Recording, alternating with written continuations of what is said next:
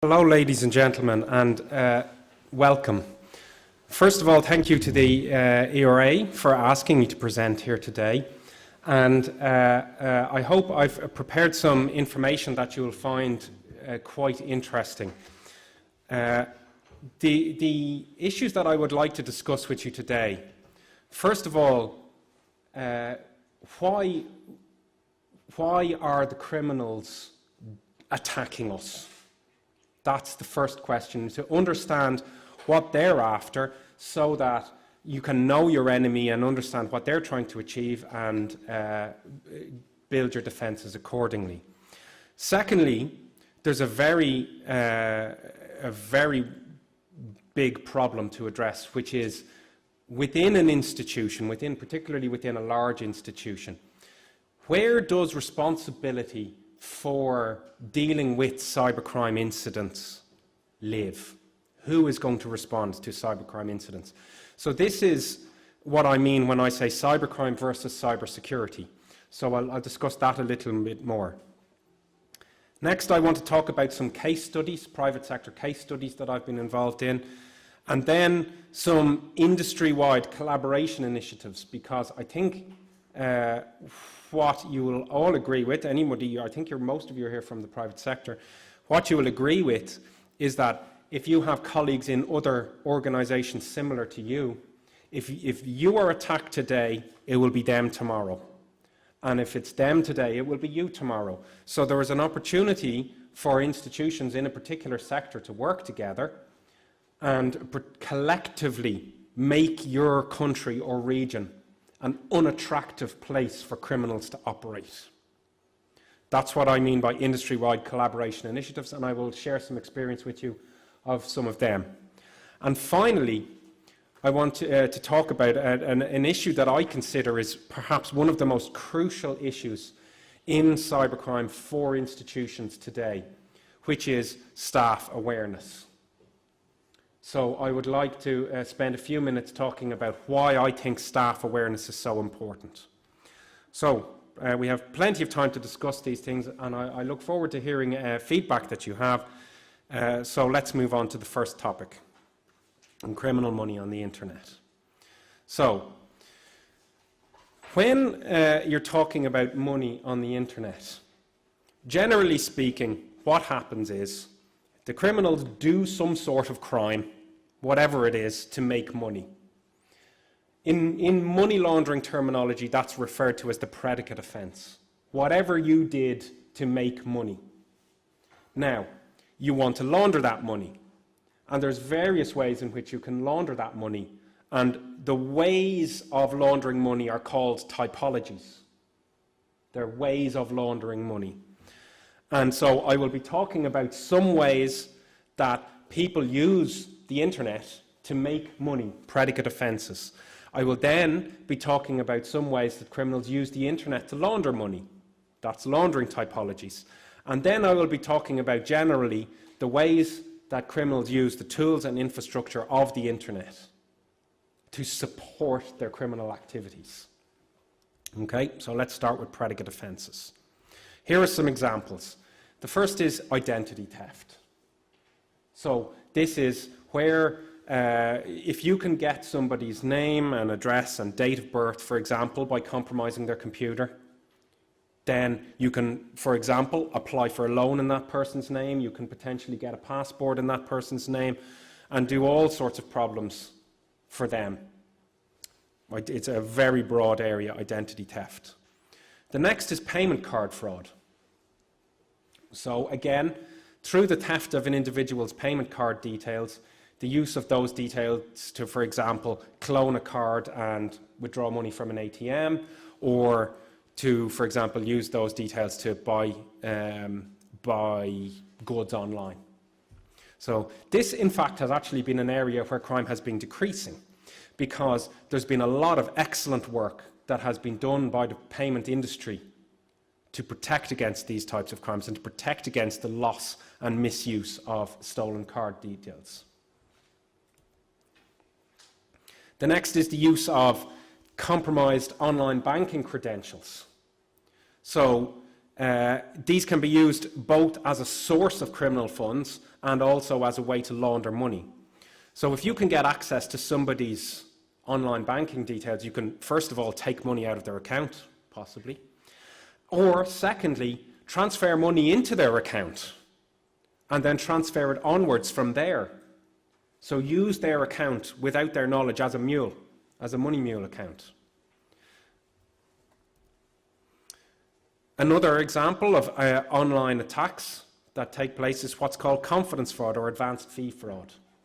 So I'm sure you're all familiar with what are commonly known as a 419 fraud.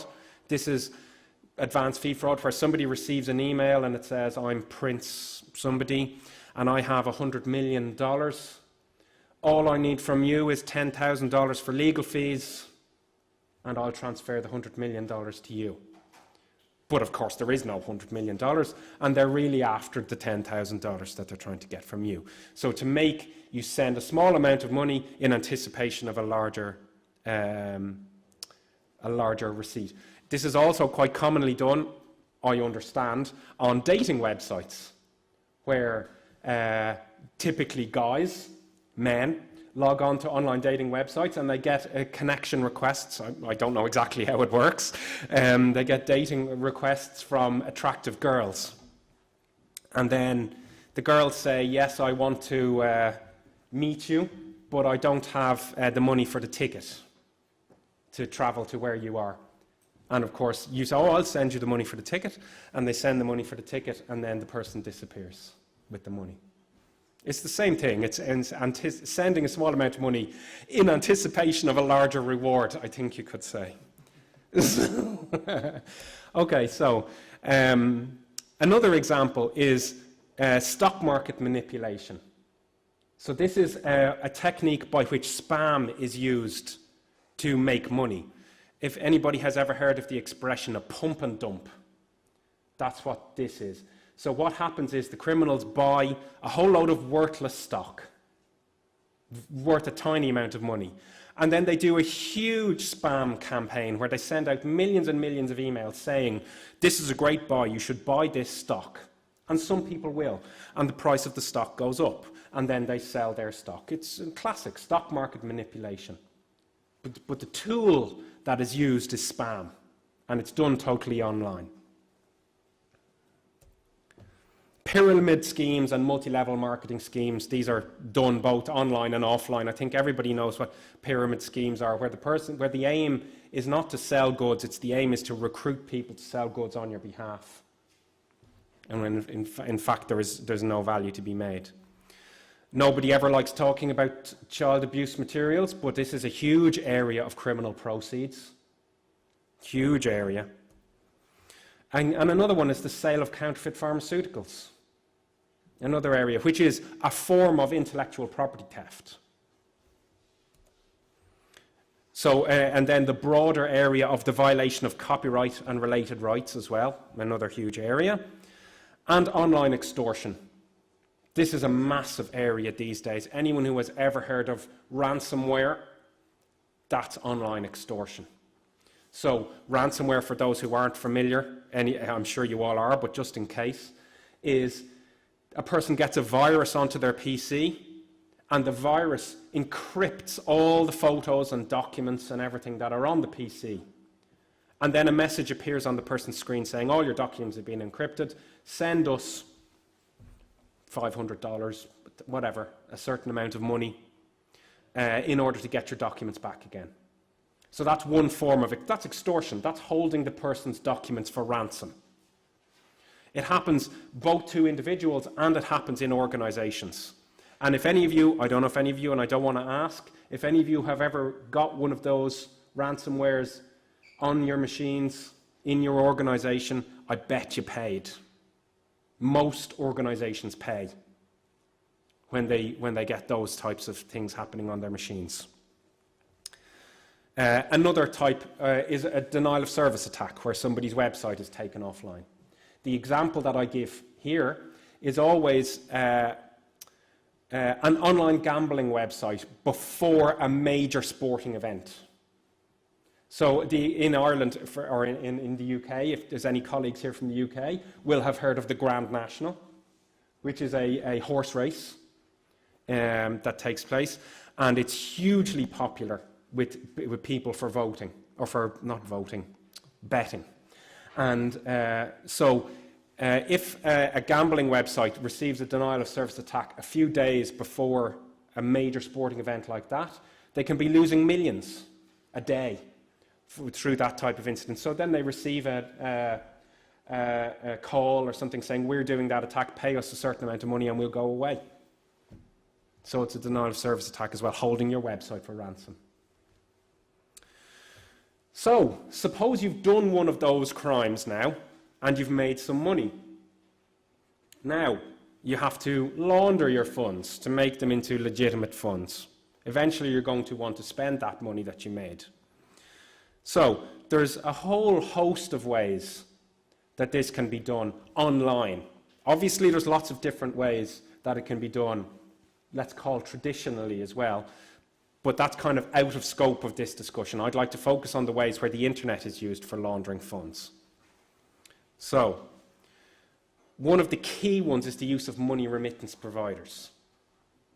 And money remittance providers is, for example, Western Union, MoneyGram, these types of organisations. I don't want to cast any aspersions. I don't suggest that these people are in any way facilitating this. The problem that they have is that how do you pick out the suspicious transactions from the massive volume of legitimate transactions that are taking place?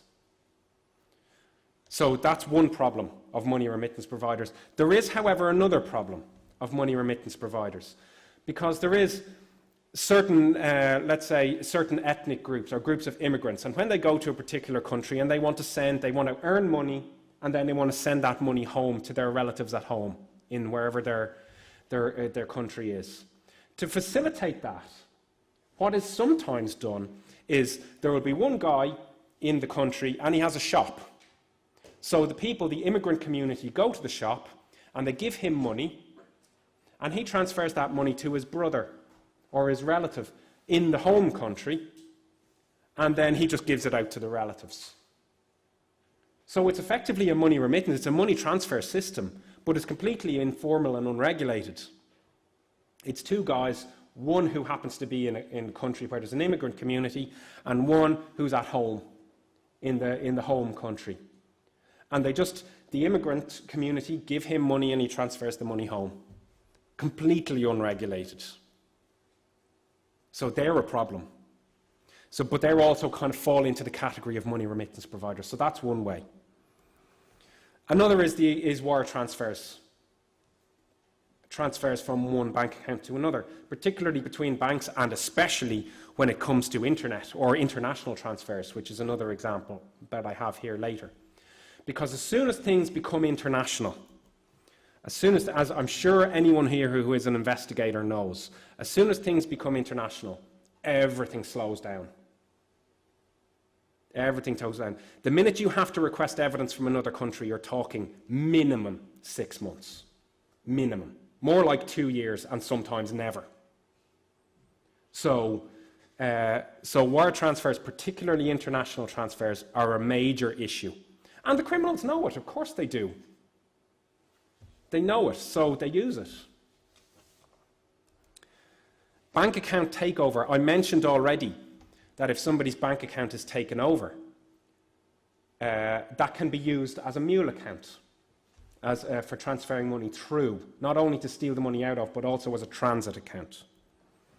Cash is also, obviously, because cash is automatically laundered. If you can somehow manage to take out money out of an ATM, for example, no more job to do. The money is laundered. Okay?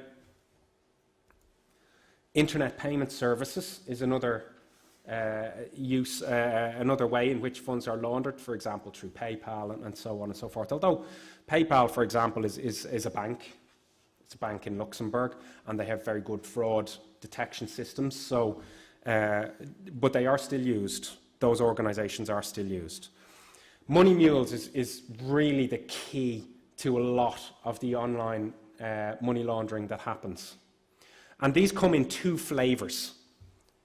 People who know exactly what they're doing, who know that they are doing something dodgy, and people who don't.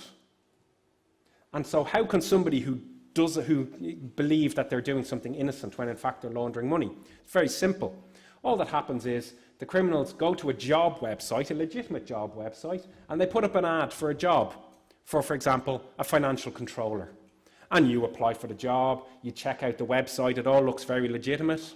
You get a contract for the job, which you sign, it all looks very legitimate, and then they give you something pointless to do, typing letters or something really nothing, busy work, as we would say in English, something that is, really nothing to do with what they want.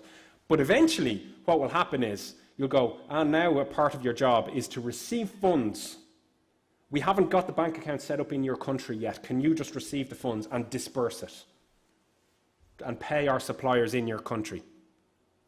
And so they transfer funds into the person's bank account. The person withdraws the funds, thinking they're doing their job, withdraws the funds, keeps a percentage, and then sends the money out by Western Union. So they've acted like a mule. They have been a mule, but they had no idea. So this is a very interesting one from a criminal point of view, because usually they're the people who get caught.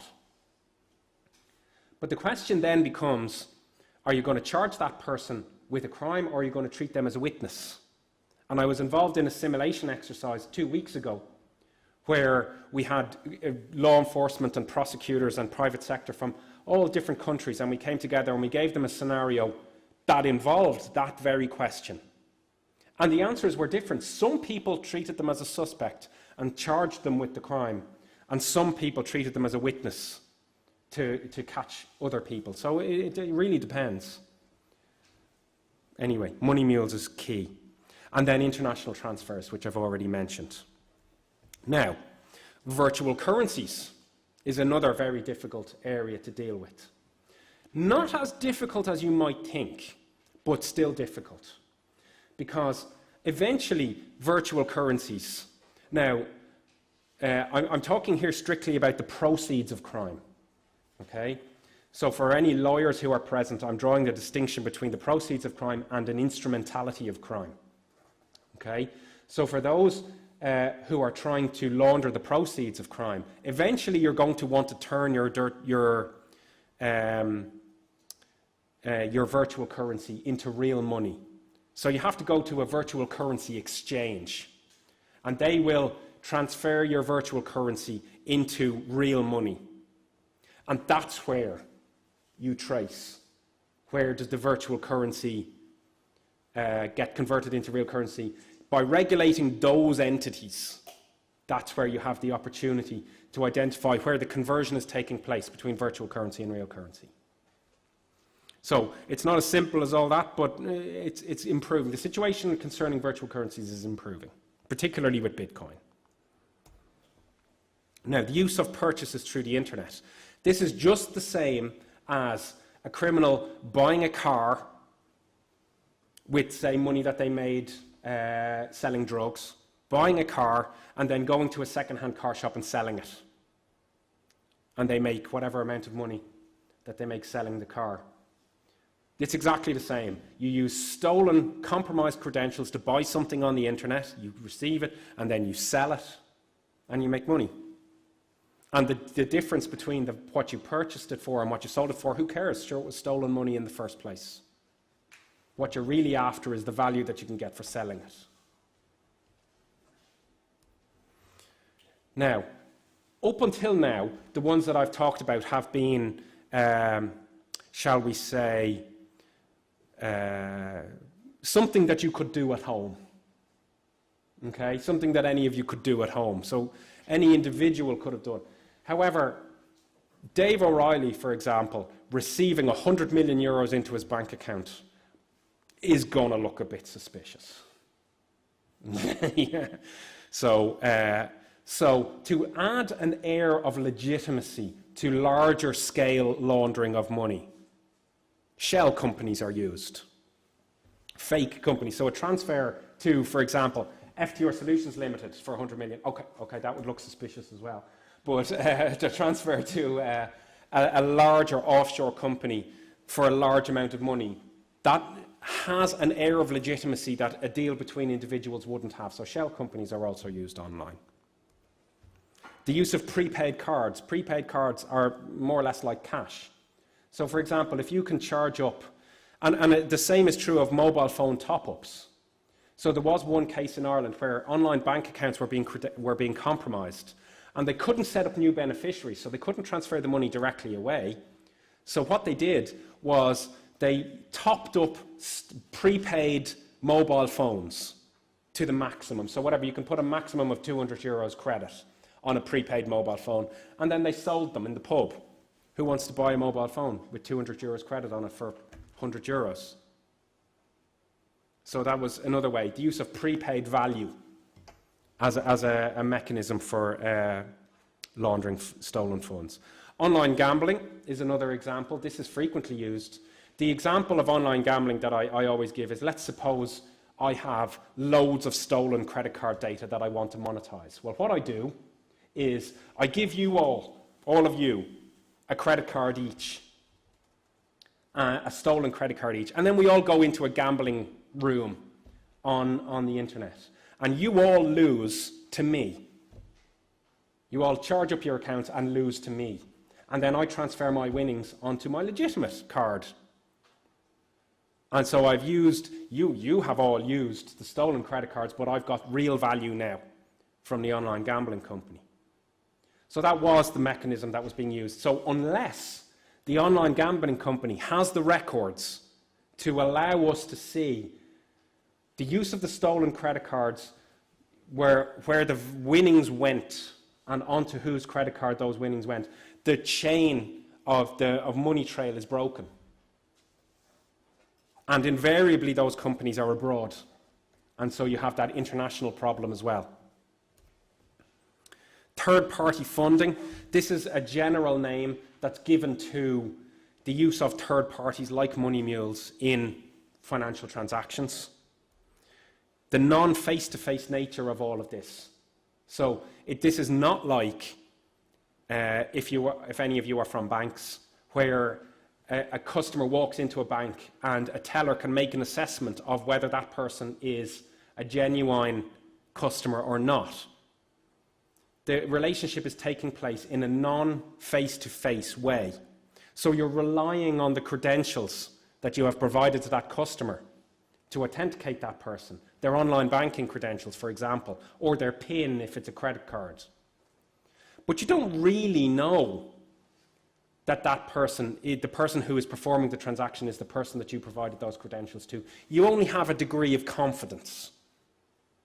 So how high is that degree of confidence? That's a question. That's where it becomes a risk management process. And finally, we have the option, or the issue of complicit payment providers. So for example, I mentioned previously PayPal. Well, instead of criminals using PayPal, what if some criminal decided, well, I'll set up my own PayPal, and I won't do fraud management, but what I will do is I will facilitate payment of criminals for criminal services or for criminal goods. And that, ladies and gentlemen, is exactly what Silk Road was. If any of you have ever heard of Silk Road, which was one of the biggest takedowns by the FBI a few years ago. And if you think that the problem went away as soon as Silk Road was taken down, you're wrong, because there are hundreds of them. And they all live on what everybody nowadays calls the dark net, those types of platforms. But that's basically what they are. It's eBay for criminals.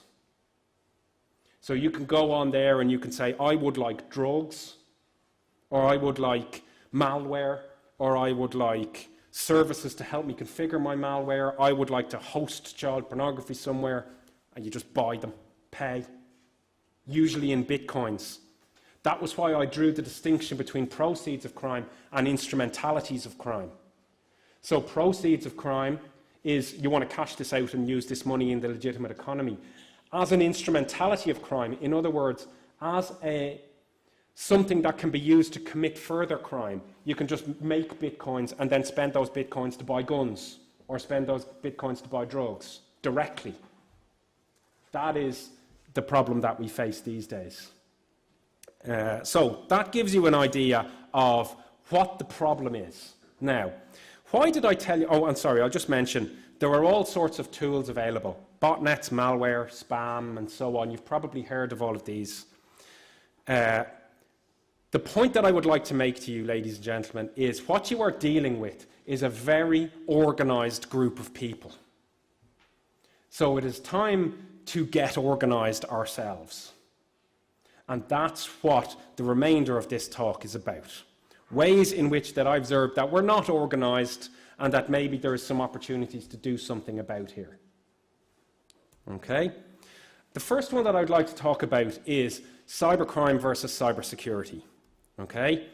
Now, when there is a cybercrime incident in your organization, lots of people focus on prevention.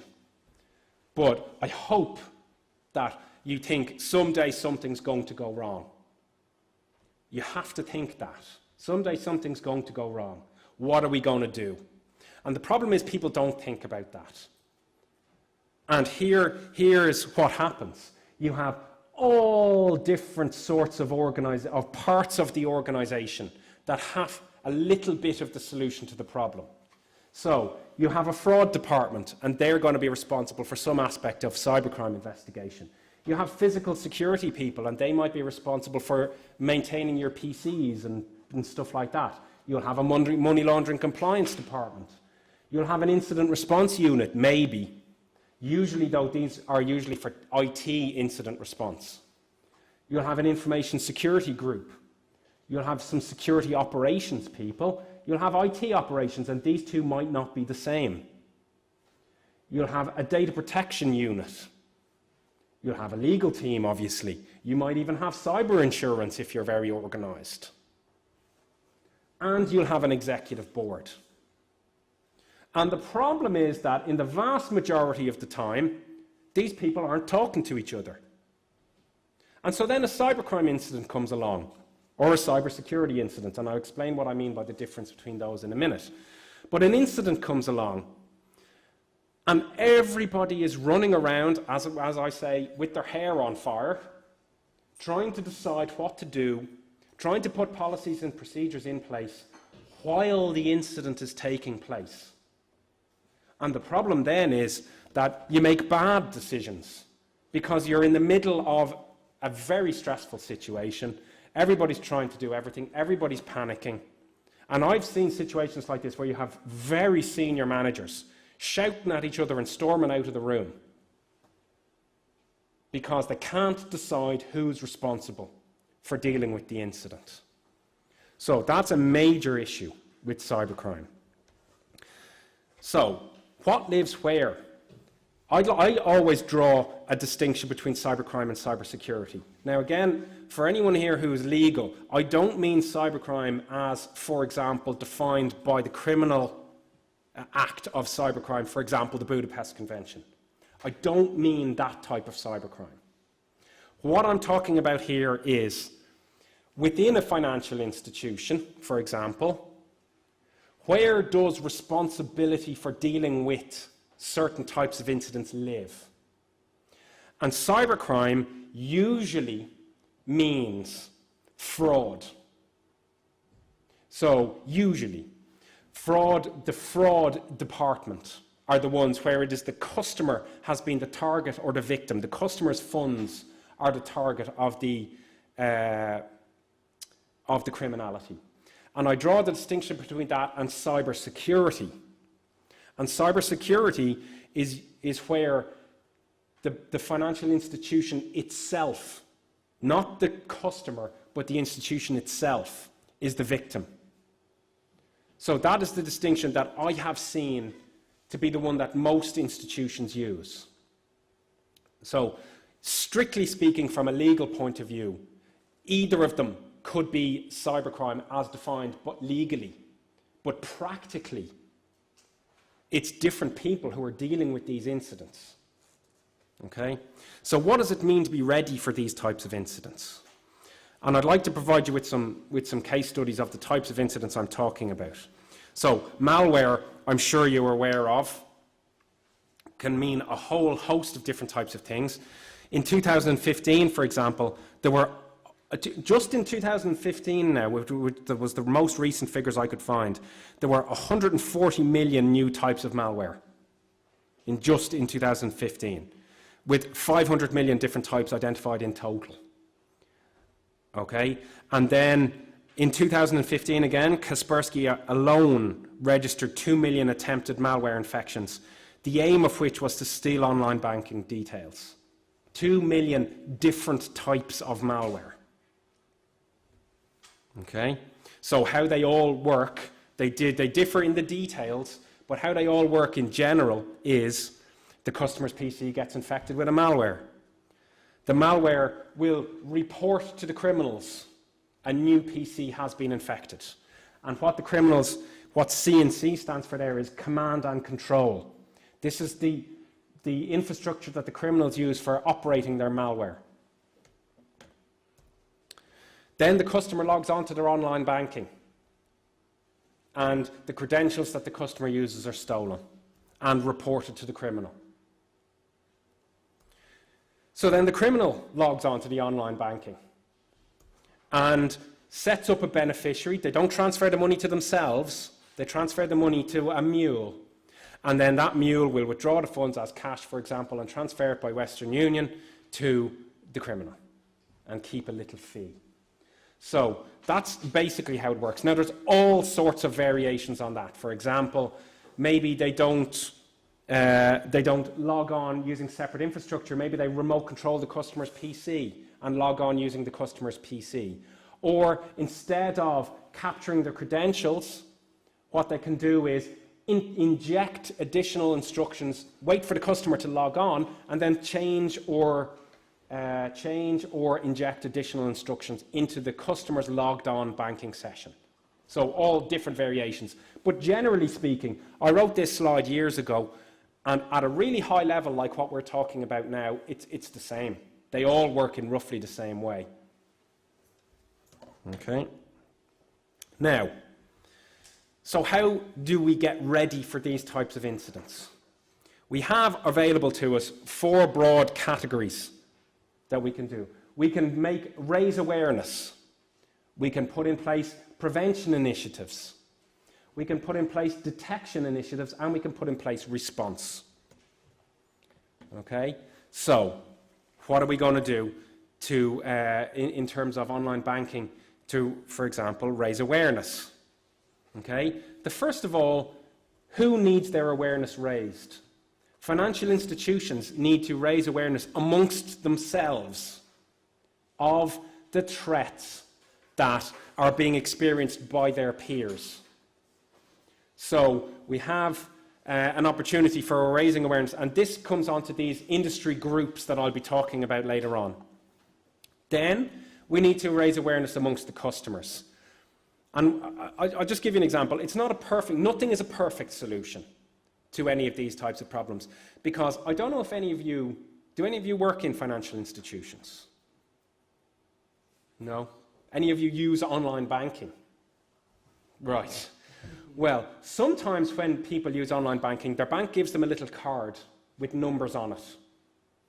And then in order to authorize transactions, it tells you enter number 24 off the card. You know those types of things? That's called a TAN card, a transaction authorization number, a TAN card.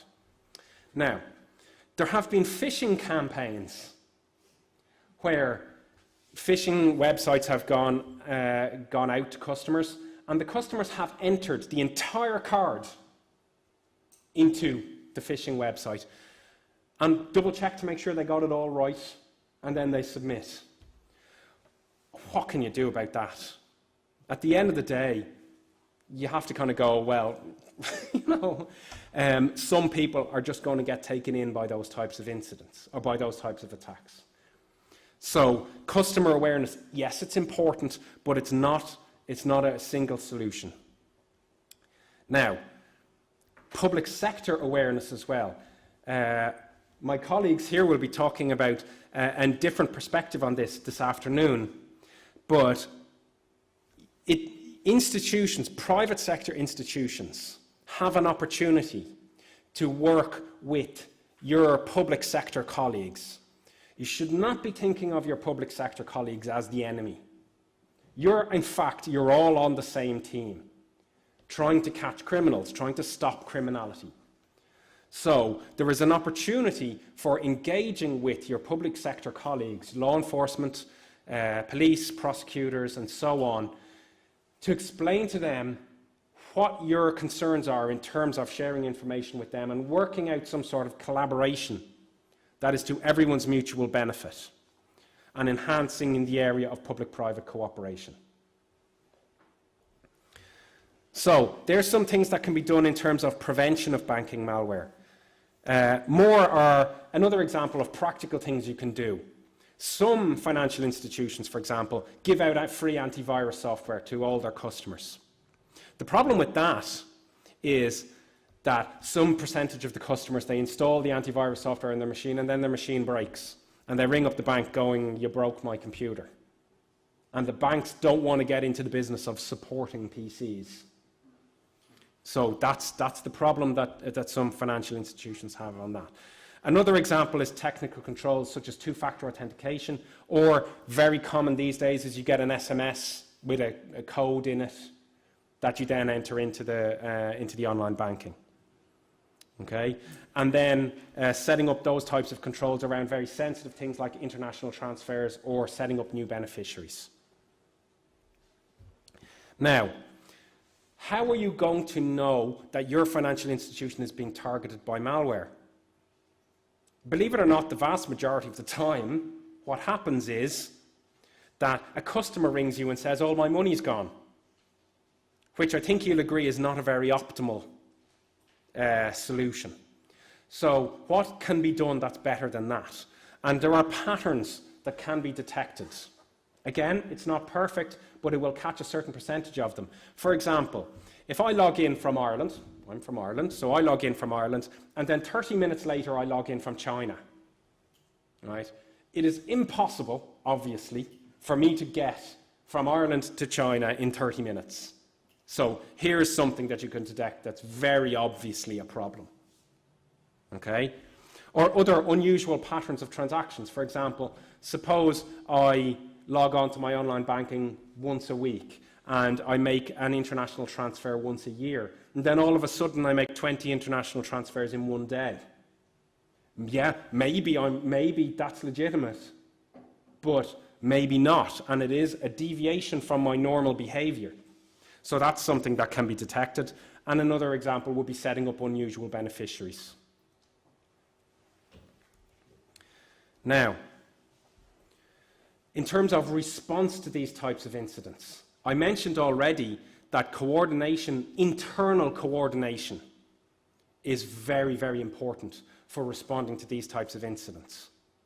Because particularly I have a feeling that the public sector have this perception that organizations in the private sector are these really smooth-flowing, well-organized machines where everybody knows what everybody else is doing, and all the problems of the public sector are not present in the private sector. But of course they are, because they're not public sector, private sector problems, they're human problems.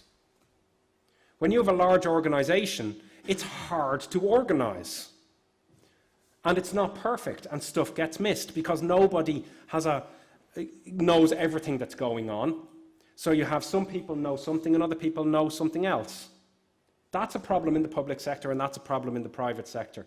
But to think it's not a problem in the private sector is a lie, is incorrect. So there's this public-private awareness issue that has to go on. Now, I mentioned previously when I was talking about the malware, the customer's PC gets infected and then the criminals use this infrastructure to control that malware. Well, one thing that can be done is take down that infrastructure. Stop that infrastructure working. If you take that away from the criminals, they lose control of their malware. That's one thing that can be done. That's difficult, but it has been done. For anyone who is familiar with the term or anyone technical, that's called sinkholing, which means you take control of the criminal's malware and they can no longer make it work. The problem is that often, not always, but often has limited impact on the operations, and inevitably it's international. Inevitably. There's all the legal issues of jurisdiction and mutual legal assistance and all of these problems that come in. And here's why it's so difficult. Because the private sector can, I used to say that the private sector could learn a lot from criminals about how to run a robust infrastructure. Because the criminals have built their infrastructure in such a way that they are thinking to themselves, at any point, I could lose control of a part of my infrastructure. So they build this really robust infrastructure. So when I was saying before I had one PC that said command and control infrastructure, in fact, it's a much more complicated system like this, where what you've got is here is all the victim PCs, and they talk to what's called a front end. So this is a very simple little piece of web code, but it has no compromised credentials or anything on it. And then they have a firewall, and all of the real value is back here. So what happens is, the criminals, if they think to themselves, it's going to take at least 6 months for the police to identify and take this down. So every 5 months, I'll just set up a new one. And so they change this every 5 months, and then the police are always just chasing a ghost. You're chasing the one from 6 months ago. If you manage to get this taken down, it's no problem. The criminals set up a new one, and then they block the old IP address going through the firewall, so that even if the police control this, they can't get access to any of this, and then they set up a new front-end server. So it's pretty difficult to take this down, but there have been a number of successes in this area. So that's some examples of the types of things that public and private sector can do together to deal with the banking malware issue. Next, I'd like to talk about payment card fraud. So any one of a number of techniques can be used to compromise customers' payment card details. Skimming is my favorite example, because everybody can understand skimming. Everybody uses ATMs. Everybody puts their card in. Everybody puts in their PIN, and everybody gets cash out. So what skimming is, they put a device on the ATM and it captures the card details. They watch you with a camera, usually, entering your PIN. Then they retrieve those devices. They now have your card details, the magnetic stripe details, not the chip, the magnetic stripe. And then they sell them, they put them into a file, and they sell them to a country where there is no chip and PIN. And then they make a clone card, and the money is withdrawn from an ATM in another foreign country where there is no chip and PIN. So that's how that's done. So when you're thinking about this now, the guy who is skimming the ATM is not the same guy who is withdrawing the money in another country. He just skims the ATM, sells those details, and then transfers the money to somebody else. And then somebody else takes out the money. So what can be done about that? About all these types of money flows on the internet that use payment card details? The same model. There are awareness, prevention, detection, and response opportunities. From the awareness point of view, again, there's information and intelligence sharing. Understanding how the criminals are doing this and understanding the relationship between fraud and money laundering. Customer awareness is important here, particularly covering your PIN. Now, the problem with covering your PIN, I was involved in a project once in Ireland where what we did was I mentioned that skimmers usually have a camera. So what we did was we got all the camera footage for all of the skimming devices that were recovered in a whole year, and we counted how many people covered their PIN. What percentage of people would you like to guess covered their PIN? 50%? 25%? No? 10%? Less than 10% of people covered their PIN, despite all of the money that is spent on always cover your PIN, always cover your PIN, always. Less than 10% of people. It's ridiculous. What can you do? Well, customers, for example, we had a situation in Ireland where there was a huge amount of skimming going on, and then I suggested to the banks, well, why don't you put PIN shields on the ATMs? and they put pin shields on the ATMs, and then skimming went from a huge problem to zero. Overnight, it went from a huge problem to zero. And so that was a huge success. Pin shields are very, very effective. The problem is the criminals rip them off. But you know, that's better than nothing. So, and then there are certain types of initiatives that it may not make sense for one institution to do on their own, but it may be something that multiple institutions can do together. Public sector awareness and public-private cooperation again. So, and then on the prevention point of view, there are all sorts of technologies available for anti-fraud. Information security is very important, and whenever anyone is handling card data, there are standards, PCI standards, that they must adhere to for the management of that card data. Detection, again, is very important. Most skimming incidents are detected by 2 or 3 months later. A customer rings up and goes, all my money has gone out of my account. And then multiple customers ring up, and then they look for what's called a common point of purchase. Where did all these people who have had their accounts compromised use their cards? And they can then trace it back to a particular ATM. So it might be 3 months later before the criminals actually use the card data. So again, public-private cooperation is a very important response, and once again, international investigations. Now, industry-wide collaborations. There are, broadly speaking, 4 ways, because there are several constraints to the level of international or of industry-wide cooperation that can take place. And it depends on your different jurisdictions what they might be. Let me tell you what the 3 of them are. Data protection is the first one. So it may or may not be allowed to share information about that would be applicable to data protection for crime prevention purposes. You may or may not be allowed to do that. In Ireland, we're not allowed to do that. You cannot, financial institutions cannot share information amongst themselves for data protection purposes. That's one. Banking secrecy is another one. So again, unless you know the person is a criminal and suspicion is not enough, you're not allowed to share that person's banking details with the police or with anyone. The third one is competition law, where if you get all of the banks together in a room and you do some sort of initiative together, you have to make sure that you're not in breach of, you're not making a cartel, or you're not making a trust, as they call it in America. Okay? However, these 4 types of initiatives are very common. Okay? And so these kind of sidestep them. The devil is in the details, but these 4, generally speaking.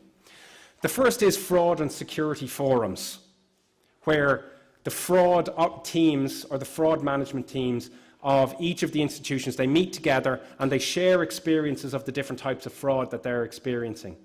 And these can involve law enforcement as well. So the police can gain an awareness of what problems the financial institutions are experiencing. Now, this is done not only by financial institutions, but there are similar things for ISPs and mobile telecoms providers, and similar things also for people who work in the insurance sector. They're very common in those 3 sectors in particular. And they involve law enforcement, so that the law enforcement can share information that they have received from internationally, and then the institutions can share with each other. A second type is to set up shared response centres. So, for example, as I mentioned, you've got these diffuse responsibility within banks, or within organisations, and there might not be people whose job it is to respond to incidents. So what can you do? And it might not be worth your while. It might be too expensive to have 2 people sitting there for 1 or 2 incidents a year. It might not be worth your while. So one thing that you can do is collectively, you can have a team that's paid for by all of the industry together that is available to the industry to draw upon, to be the coordinating body for incident response. So these are shared research and response centres. also sometimes called a sectoral cert. Okay, so if there's a cert specifically for banks, or a cert specifically for the insurance sector, or so on. Another thing that can be done is simulation exercises. So pretend incidents to see what would we do if a certain type of incident comes up. And I'm going to provide you with a case study of one of those in a minute, which revealed something very interesting. And then the fourth is public awareness, where there may be certain types of initiatives that it would not be worth one institution doing on its own, but if all the institutions do together, they can raise awareness amongst the general public to all of their collective benefit. So, here are some interesting statistics. 1,000 IT security professionals reported that 70% of breaches are detected by a third party. So almost 3/4 of breaches in their organization were detected by somebody else. In almost half of cases, 46%, it took more than 4 months to detect the incident and then 3 more months to deal with it. And then 73%, again, 3/4 of people believed that their company's data was vulnerable. So this is this tells you that everybody thinks, all of your IT people, if you are not IT people and if you are not information security people, this would suggest that your IT and information security people think you have a problem. So that's something to bear in mind. And with that in mind, we prepared an attack simulation. So a major cybercrime incident was simulated amongst the Irish financial institutions to see what will we do? What will we do individually and together to assess their readiness? And the aim was to explore the impact of a major breach and see what the impact would be on the banking sector. Now, this was done in 2010, and if you remember, the banking sector in Ireland was, I think the kindest word you could use was shaky in 2010. So the banks at that time were very concerned about anything that would impact on the perception of the stability of the banking sector. So they were extremely aware of that, and that was why this incident was prepared. At that incident, where all of the financial institutions, industry representative organisations, the ISP organisation and the banking organisation and so on, law enforcement and prosecutors. So the way it was done was, just like in a real incident, the people were given a little bit of information, they had to take action, and then they were given more information and they had to take more actions. And depending on information, as it came in, you had to deal with it. As we were going along, we asked the organisations, the teams, to keep track of what they decided to do in a log with, we decided to contact the police, or we decided to turn off the online banking, or we decided to do whatever, and why. And then we took those logs and we analysed them, and we categorised them, and this is what we got. Okay? So, up at the top is communications, media, PR. This was, you can see it's by miles. Most of it was about managing the PR of the incident. And all the way down at the bottom is legal. Okay? You can see there, I think that's one, it's at most 2 decisions of the whole, everyone that was there, related to checking with the legal people, where do we stand? Right? So this to me showed that there is not this joined up thinking within organisations about the implications of these types of incidents. Is it a crime? They didn't even check. Who's the victim of the crime? Should we report this crime? None of this was checked. And these, remember, were the people who were responsible for dealing with these incidents in each of the institutions. Didn't think of contacting the legal people. Now that tells you something. And that is the benefit of performing these types of incidents.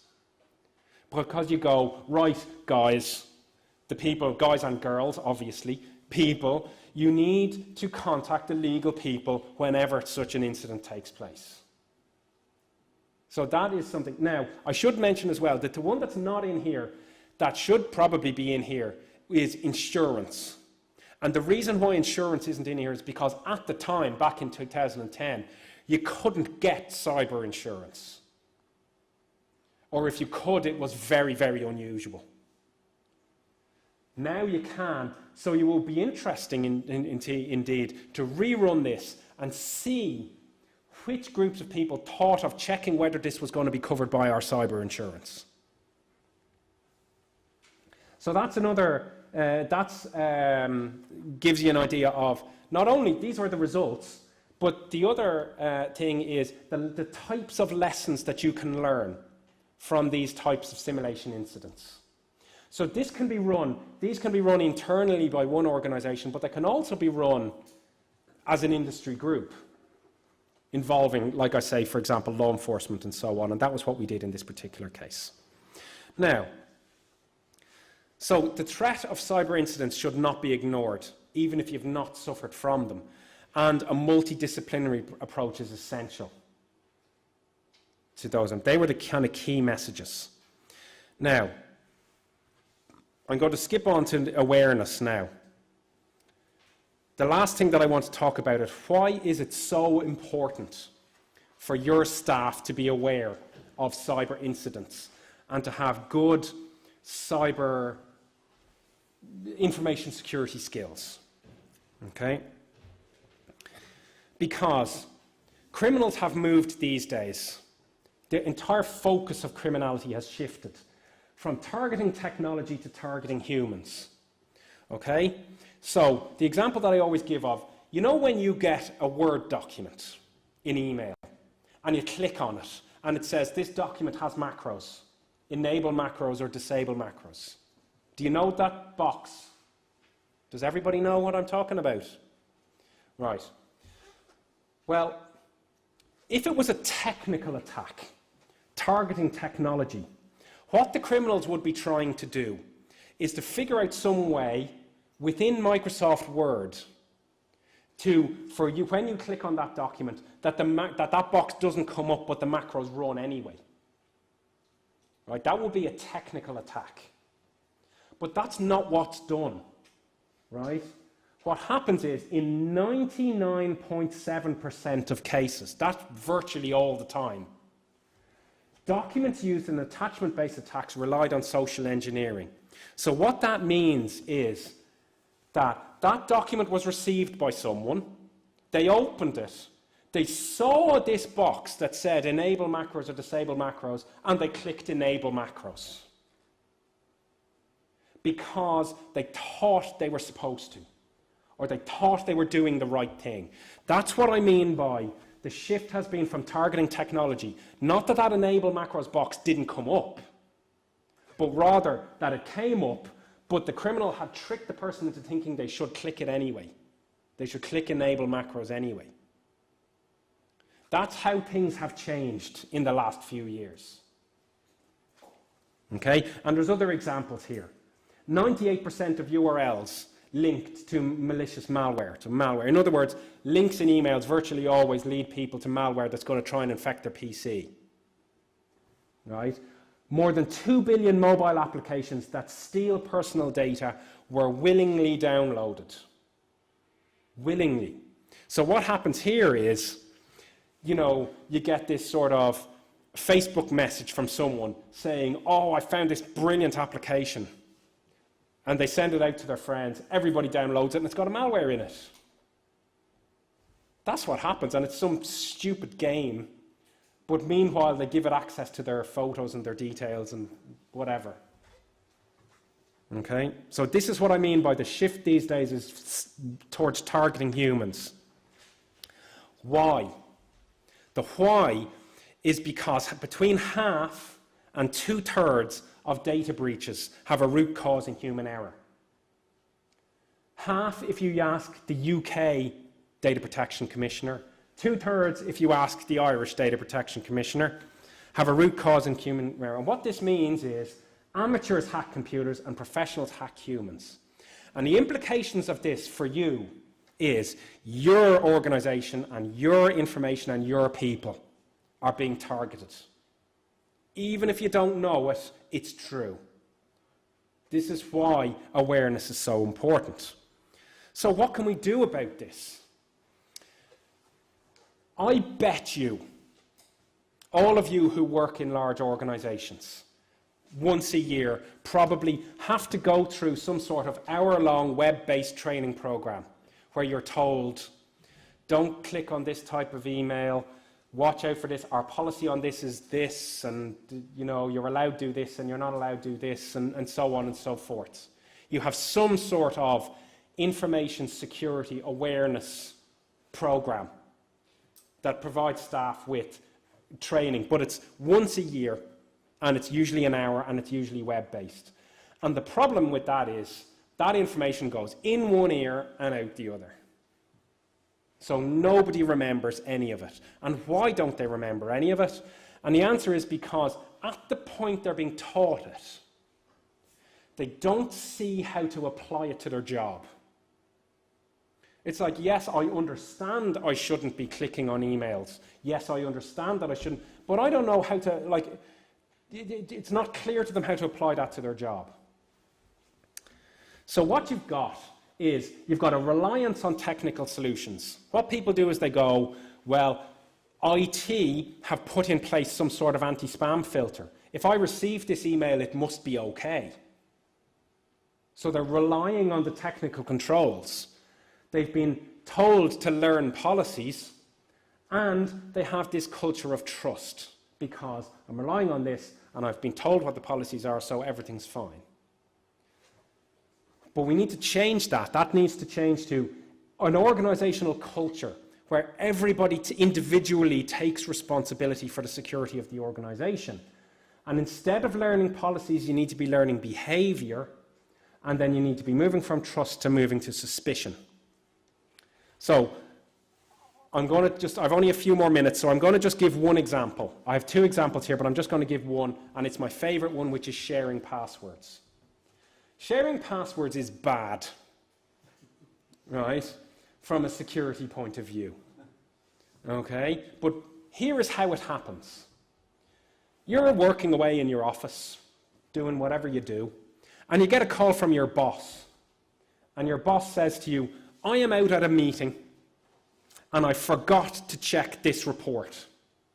Could you log in for me? And just tell me, or send it on to my Dropbox, or just do whatever. Just log in and get me whatever I need for this report. Right? And you go, yeah, sure, and you log in. But that's password sharing. That's what happens. And why do people do it? They do it. Sure, it'll be grand. It's fine. My boss is asking me to do it. Right? And that's the problem. And the fact of the matter is, 98% of the time, or 99% of the time, it will be grand. But 98% of the time, when you're driving down a motorway and you receive a text and you check it, it's grand as well. It's the 2% of the time when you cause a crash that are the problem. And similarly, it's the 2% of the time when you cause a problem with your password sharing, or you provide your password to somebody else. That's the problem. So, they're the types of issues where we really need to be shifting the thinking. That is why awareness is so, so important. And it's important today, but it's going to be much more important next year when GDPR comes into force. Because when GDPR comes into force, you are going to need to, if you are an organization that holds personal data, you are going to need to be able to demonstrate that you had effective controls in place. And once a year, making everybody click through a web-based thing isn't really going to cut it.